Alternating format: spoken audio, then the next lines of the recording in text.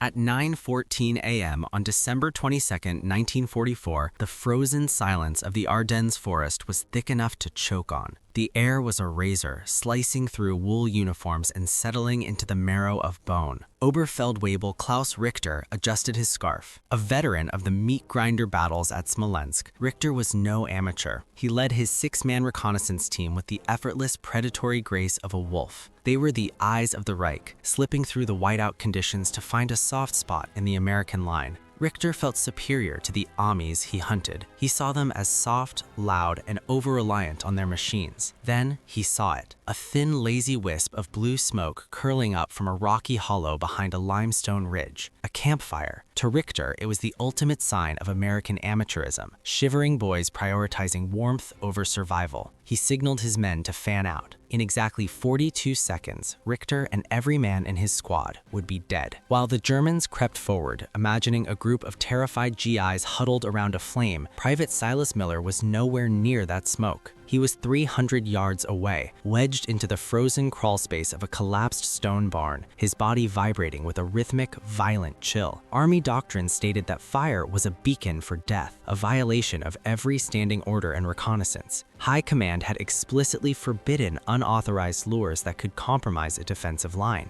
But Silas Miller wasn't interested in the manual. He was about to flip military logic on its head, proving that sometimes the most effective weapon isn't a bullet, but a lie made of ash and air. Before the world went to war, Silas Miller didn't look at maps. He looked at the Earth's anatomy. He was a shot firer in the deepest coal seams of West Virginia. His life was defined by the weight of a mountain pressing down on his shoulders. In the mines, you didn't just dig, you understood the drift. You learned how gas pulled in the dark and how a single candle's flame could tell you if the air was moving towards safety or a cave-in. He knew how to read smoke like a sailor reads the stars. When he enlisted, the instructors at Fort Benning were baffled by him. During marksmanship training, Silas didn't hold his rifle with the stiff parade ground posture the Army demanded. He moved like a hunter, fixing things with scrap and adjusting his sights based on the way the grass bent in the wind. The West Point graduates who ran the range saw a stubborn hillbilly with unorthodox habits that didn't fit the rigid mold of a soldier. They didn't see a genius of elevation and windage. They saw a liability who refused to follow the field manual. They nearly washed him out, never realizing that his civilian logic would one day succeed where their million-dollar strategies failed. By late December, the tactical situation near Bastogne had become a slaughterhouse. A German scout element, Richter's unit, had pinged down the 101st's northern flank from a natural limestone formation nicknamed the Dragon's Nest. It was a bunker made by God, offering the Germans 360-degree visibility. Standard Army doctrine demanded a frontal assault preceded by a mortar barrage, but the mortars couldn't hit the reverse slope, and the assaults were suicide. Private Leo Rossi, 19, from the Bronx. He was a Golden Gloves boxer who carried a pair of miniature silk gloves in his pocket for the son he'd never met. He was cut down before he could even unholster his grease gun. Corporal Jim Holloway, 23, of Ohio. He had a 6-year-old daughter named Clara who had sent him a drawing of a Christmas tree. That drawing would stay in his breast pocket, stained with mud and blood, for 60 years. Lieutenant Sterling, a man with a pressed collar and a soul made of regulation paper, ordered a third charge. When Silas suggested a thermal decoy to lure the Germans into the open, Sterling scoffed. "If it isn't in the manual, Miller, it's a court-martial offense. We do this by the book." To Sterling, the lives of his men were secondary to the purity of the doctrine.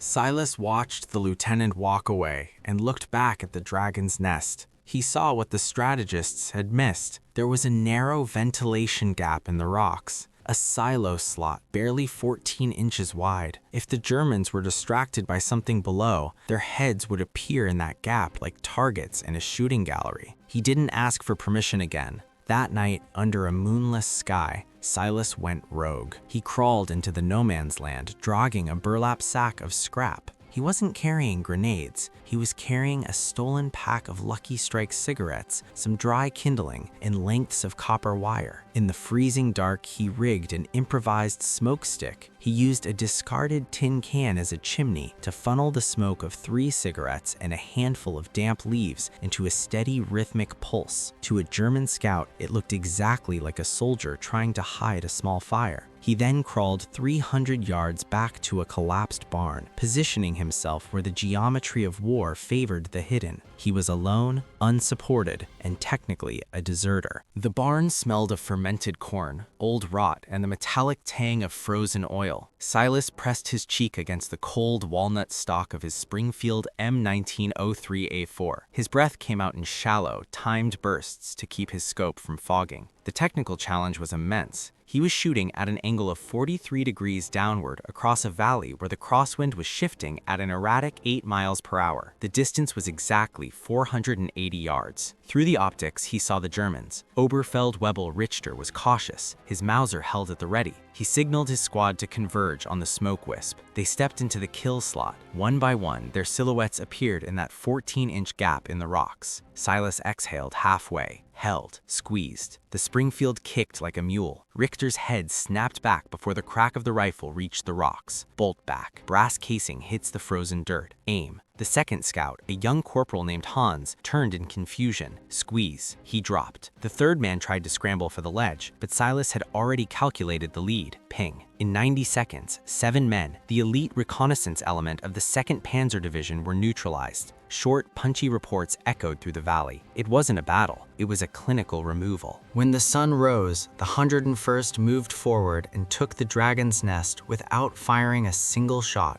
They found 7 bodies and a tin can filled with cigarette butts. Silas Miller was found back at his post, his rifle cleaned, his face expressionless. The army eventually realized the brilliance of the tactic. Within 3 years, thermal decoy deployment was written into official doctrine, but the credit went to a group of researchers at Fort Belvoir. Silas Miller's name was never mentioned in the reports. He was threatened with a reprimand for his unauthorized absence and then sent back to the front. When the war ended in 1945, Silas didn't wait for a parade. He boarded a train back to the Appalachian Hills. He didn't join the VFW, and he never told his wife about the 7 men he lured with a lucky strike. He went back to the mines, back to the dark, where the air was thick and the only thing that mattered was the drift. He had coal to move, and the silence of the mountain was the only commendation he ever needed. If you found this story compelling, please like this video.